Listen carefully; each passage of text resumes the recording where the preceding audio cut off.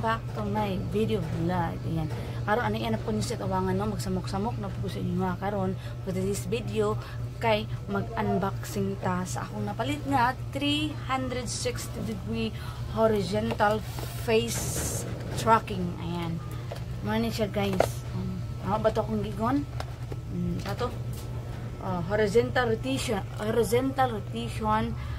face tracking. Muna siya guys ako napay dito sa gawas na di-order na po na ako na siya no.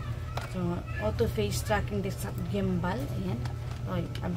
Muna siya ang hitsura kaya ako muna siya nag-i-start tripan aron di mo sa karon nakabungi na siya dito sa akong kuan bag.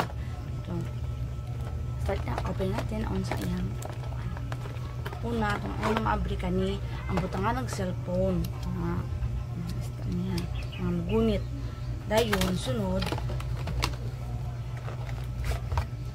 ito muna ni siya guys ang katong na ay kamera niya tapos muna yung katong palad mag-anak ka magsunod siya si mo ha then muna yung power off power on then itong light musiga man ni siya guys musiga ni siya din na sign yan ito pasiga on napa isa then dara ang ihang kuan tapos ihang wire nga USB muna ni siya guys so itaod na ito siya no ara ma-form na good siya so una kanya itong itaod ang ibabaw ang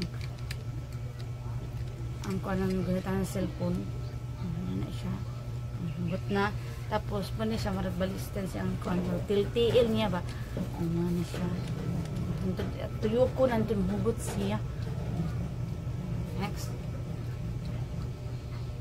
muli niyang charger sa likod dayon atong buhaton ato siyang i-on naka-charge na ni ayan long press lang siya then muna siya guys so magliyok-liyok na siya magliyok-liyok na siya bisag wala pa siya cellphone na butang nito pwede siya nakakuan na siya sa kung maka face tracking mag-rotate din siya sa muna piraan niyo piraan niya magliyok-liyok siya kung asa kumulingi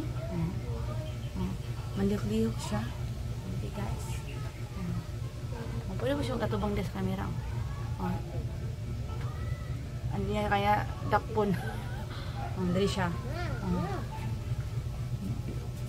una siya kung asa kang padung magsusud na siya magsusud naman ka hindi na kailangan ka ng naay mo video si mo ha gamit kayo siya ka ng gusto ka mag vlog na wala makagunit wala maka-video sa imo ha ayun ano mag video ka nga nag-unboxing para ani karon og ka nang nagtuluto ka pwede na kainin hindi na kailangan kani siya makay magsunod na gini siya sa imo ha so yun lang guys.